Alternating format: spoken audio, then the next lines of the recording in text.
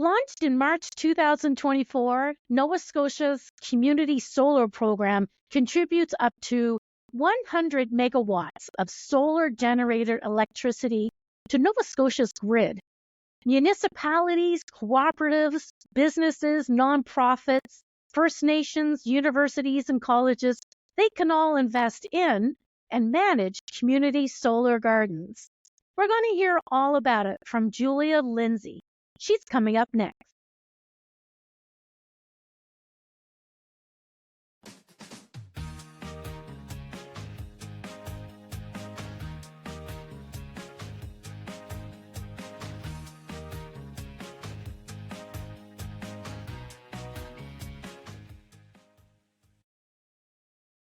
Hi, Julia. Thanks for joining me today.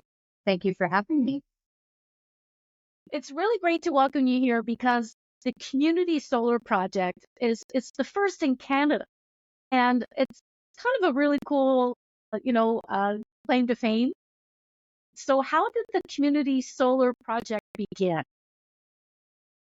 So as you said, Maria, as far as I'm aware, and I've done the research, Nova Scotia's Community Solar Program is the first subscription-based community solar program in Canada.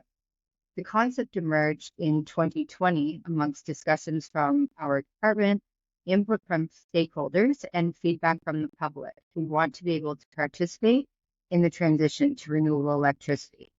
In 2021, our department partnered with the Clean Foundation to hold provincial engagement on important policies and considerations that Nova Scotians would like to see in an accessible renewable energy program.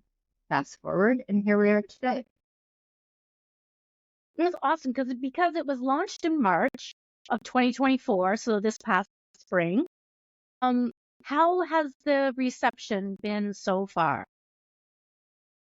The program has been really well received by academics, industry, and the public. The Community Solar Program enables project owners to participate in and generate clean renewable energy and deliver it to the grid. So this has been much anticipated in Nova Scotia. We've also had great reception to policy items that benefit communities and prioritize subscriber groups, while also ensuring low barriers to access for subscriptions, such as no upfront cost, no cancellation fee, and no monthly subscription fee. Are really proud of those aspects because they're not always seen on community solar programs.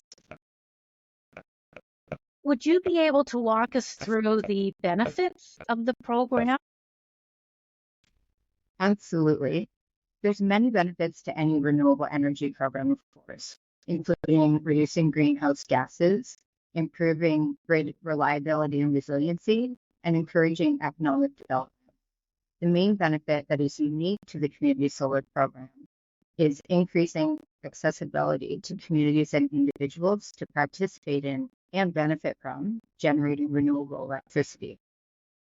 Approved project owners receive a 25-year power purchase agreement with Nova Scotia Power. This means that project owners can then choose how they direct the net revenues generated from the project. So this could include reinvesting back into additional renewable energy projects, providing a rebate for subscribers, or supporting a new community building. And of course, subscribers themselves receive a 2 cent per kilowatt hour solar energy credit directly on their electricity bill for the portion of energy generated by the solar garden. Public and community education would be needed to explain this new concept of this community solar project. So what resources are available so far, and where can one find? Absolutely. And that is a really important aspect, Maria. I agree as well. Our webpage is the first place to go for great information and resources, such as printable 2-page fact sheets on Community Solar 101, how large-scale solar works, and what size subscription you might need. Our webpage also posts the Community Solar Program Guide, which is very comprehensive and contains the best information for anyone looking to learn more about the program, and specifically for anyone interested in becoming a project owner. We also created a toolkit that we've been emailing around to a listserv of organizations and individuals who are really dedicated to and work in the renewable energy space across Nova Scotia. And the idea behind that is to enable those existing individuals to disseminate the information into communities. However, we always encourage anyone looking to learn more about the program to send us an email directly. You mentioned earlier the program guide, which is really comprehensive. It's got a lot of great information and details in there. Could you briefly walk us through the program guide that's available? The program guide takes interested project owners step by step through the program application requirements. There's a significant amount of planning that goes into preparing a program application for a large-scale renewable energy large-scale renewable energy project or program for that matter. The guide walks readers through the requirements for identifying an appropriate project site, environmental requirements, permits and approvals, feasibility studies such as geotechnical work, preliminary engineering and design, conducting community consultations, which is also extremely important, and of course, guiding the reader through Nova Scotia Power's interconnection processes. It also provides really helpful information on program requirements for approved project owners, such as having a minimum of 2 subscribers to your community solar garden, and you always have to have a minimum of 25% of the nameplate capacity of the community solar garden subscribed to by residential customers. The power purchase rate will be the source of revenue from the solar garden. So the power purchase rate will not change throughout the agreement, which is about 25 years, I understand. So how is this rate determined? That's a really great question. The awarded power purchase rate is specific to each project and is based on the project's individual application. It considers factors such as the long-term economic viability of the project, including any funding that the applicant may have secured. It also looks at the proposed community benefits of the project. However, the number one factor in determining awarded power purchase rates is avoiding impact on ratepayers. So consulting with a knowledgeable and experienced consultant or solar developer is the best way to work toward projecting a proposed viable PPA rate in your application. Well, I'm going to throw this question at you, and it's around the fact that can I benefit from this program if I own 4 to 6 acres in rural Nova Scotia, but I live elsewhere, let's say in Halifax? Can I benefit from this program, or would I be eligible, or a community could be eligible? Yeah, that's a really great question. Absolutely, a community would be eligible if they have a plot of land anywhere in Nova Scotia, for that matter, that they're looking to develop. And any individual can sell, lease, or develop their land for a large-scale solar garden. The important thing, though, is to really carefully read through the program guide to determine if you or your community or your cooperative or your organization would like to develop and operate a community solar garden. One of the first things to look at online, Nova Scotia Power has an interactive distribution hosting capacity map. So the land that you're looking at to potentially develop, it really has to be viable according to that available distribution hosting capacity. All of that information is available in our program guide. One thing I'd like to note, though, Maria, is that subscribers can also live anywhere in Nova Scotia and don't need to live close to their subscribed community solar garden. We're also really proud of that factor as well, and it makes the program more accessible to everyone. I really like that idea. And talking about the program guide, I meant to ask you about, project owners, what's their responsibility, but also the minimum amount of subscribers you can have and the location. So I meant to ask that to you earlier. Did you want to maybe talk a little bit about those? Or walk us through? Sure, absolutely. I did mention, as you brought up again, that there is a minimum required of 2 subscribers for each solar garden, and 25% of the nameplate capacity needs to be subscribed to by residential customers.